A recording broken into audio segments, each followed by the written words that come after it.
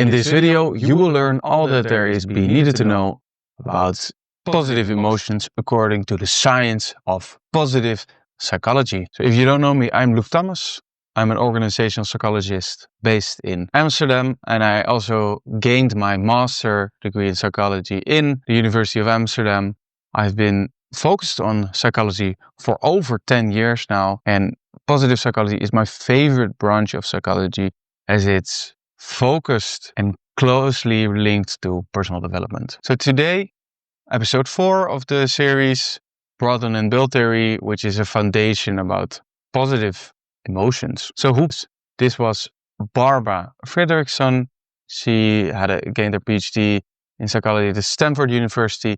And in the beginning, she was focused a lot about stress, fear, and anger. She studied a lot of these emotions, but she asked herself the question, why so little about joy, love, and gratitude? And while researching this, she found all these positive emotions had actually positive benefits. For example, joy sparkles exploration, creativity, interest drives curiosity and learning, and contentment fosters the integration of experience. Pride motivates achievements and goal pursuits. And 5, love actually helps build relationship. And so there's a contrast going on. Negative emotion narrow your focus, or they increase the fear, fight, or flight response, where your mind basically narrows down, sees less opportunity, is less optimistic, is less forward driven, and the other positive emotion open the possibilities, and these help you explore, think, and connect. She discovered 2 mechanisms. So the first thing is the broadening or the narrowing.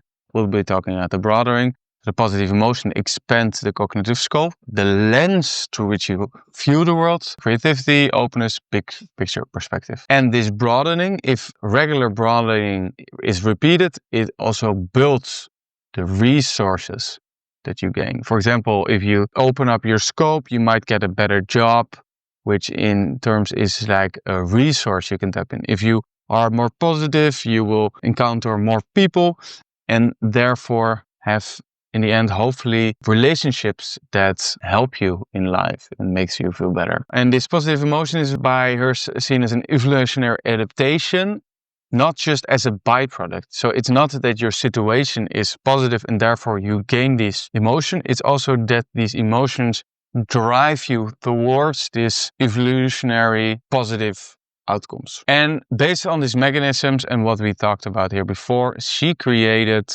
the broadening and build model. You see 4 positive emotions. You see the broadening going on, creating these novel thoughts, activities. And this broadening again creates the resources which endure and are over the long term. So social support, resilience, skills, knowledge, etc. And if you have these resources, this also enhances your health, your survival, and fulfillment ideally. And these might even create more positive emotion. And what you might already know that I'm getting at is that this theory also assumes upward spiral. So if you induce positive emotions, you go through this process, which further induces these positive emotions. So instead of a downward spiral, an upward spiral, which is always nice.